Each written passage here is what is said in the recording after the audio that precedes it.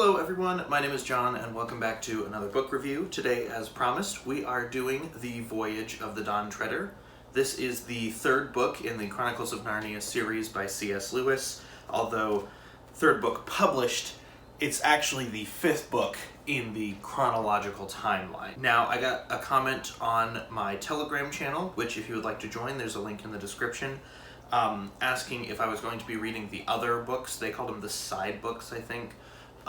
Yes, I'm going to be reading all 7 of the Chronicles of Narnia books. The reason I haven't read The Magician's Nephew and The Horse and His Boy so far is because I'm reading the books in publication order. Like I said, today's the Voyage of the Dawn Treader. After this is going to be the Silver Chair, and then we are going to go back and read The Horse and His Boy, and then The Magician's Nephew, and then the Last Battle, I think.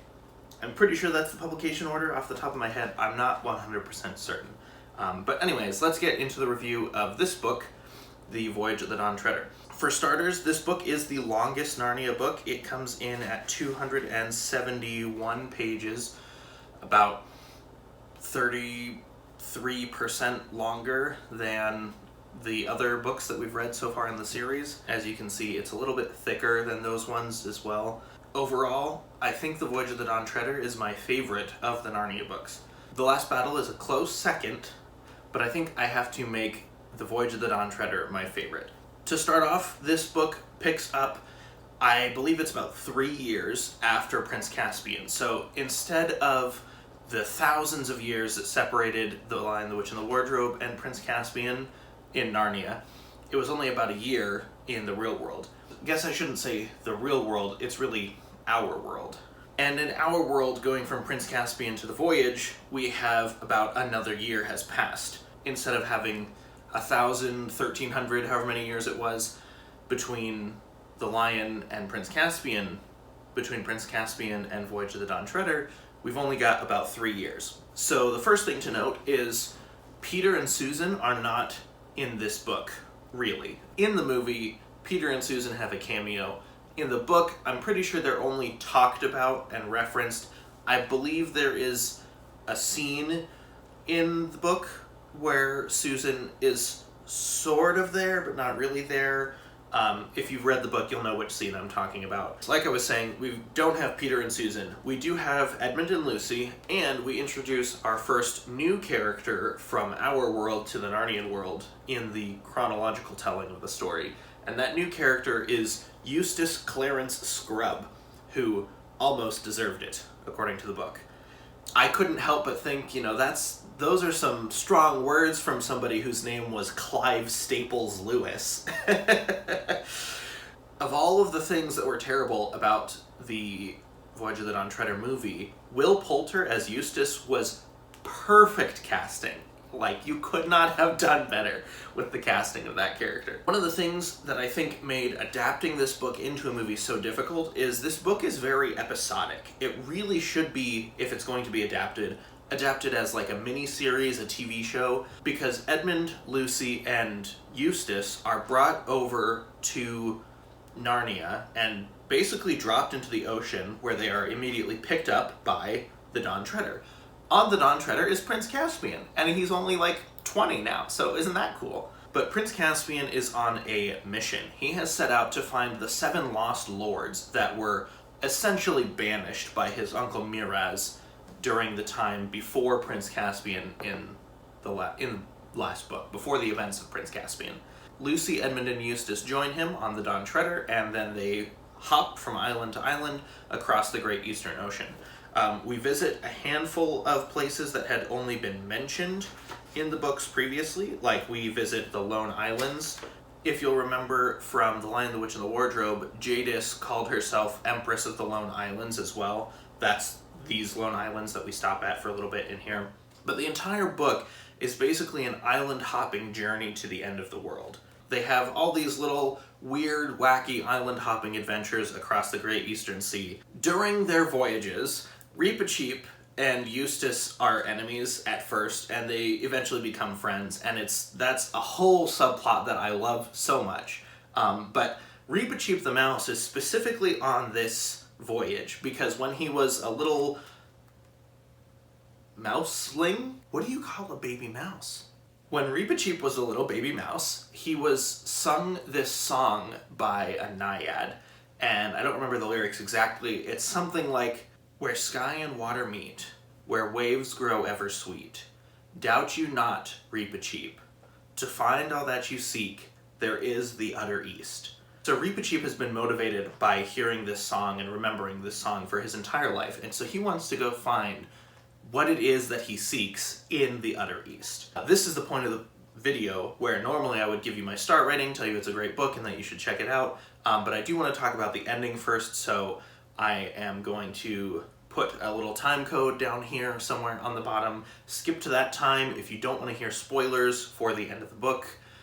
You've been warned. Spoiler warning.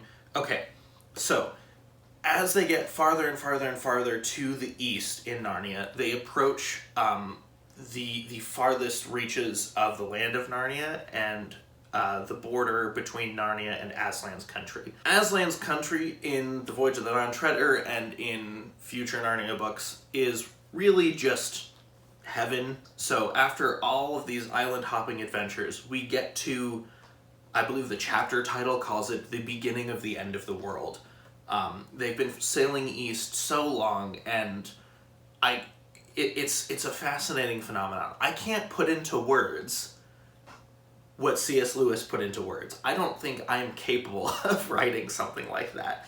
I don't think most anyone is. They sailed on beyond the islands, beyond the Eastern Ocean, and they're starting to run out of water, and they start to see lilies floating on the surface of the sea, and it's perfectly calm, like a sea of lily blooms just everywhere. And so they dip a bucket down there to pick up the lilies and be like, "What's this?" For some reason, one of them tastes the water, and they're like, "The water is sweet." And so then Reepicheep is like, "I know what this is." And they sail onwards through this sea of beautiful lilies, and they're able to drink the sweet seawater for sustenance as they approach the end of the world. And they come to a land on the far side of the Great Eastern Sea in Narnia, and they meet Aslan there, and Caspian says that he wants to go on into Aslan's country to be with his parents again, which is understandable. So Prince Caspian is told by Aslan that he's not going to be welcomed into Aslan's country right now. Later, he just has more to do in Narnia first. However, Aslan's country was made for people with hearts like Reepicheep's. So Reepicheep leaves his companions behind. He gets in a small coracle that they picked up on the journey, which is a tiny little mouse-sized boat, I guess. Throws his sword away into the sand, which you will know is very significant for Reepicheep, and sails his coracle over the wave into Aslan's country, never to be seen again. And it's a very heartwarming, bittersweet moment. Caspian is then sent back to the Dawn Treader, and Edmund, Lucy, and Eustace go on with Aslan and are shown the way back to our world. The whole end of the book, I really cannot put into words how beautiful and amazing the end of this book is. I really think everyone should read this book just for the ending. It is so good. I cannot recommend it enough. Anyways, we're done with spoilers for the end of the book now. So, on to the star rating. I would happily have given this book more than 5 stars. It's a fantastic book. It's a fantastic read. I highly recommend really the entire Narnia series for everyone. But if you were able to do only one of them, I would say make it this one. Because this one is my favorite. Anyways, with all of that said, I would be really curious to hear what you guys think about The Voyage of the Dawn Treader. Did you like it? Did you hate it for some reason? What did you think about the ending? Leave your comments down there, questions. Also, recommendations for books that you would like me to read after I finish reviewing the Chronicles of Narnia. Thank you guys very much for watching. If you would like to stick around and make sure you see the next book review, that will be The Silver Chair, which I will be reviewing next weekend. Go ahead and hit the subscribe button, wherever it is. I'm sure you're capable of finding the subscribe button on your own.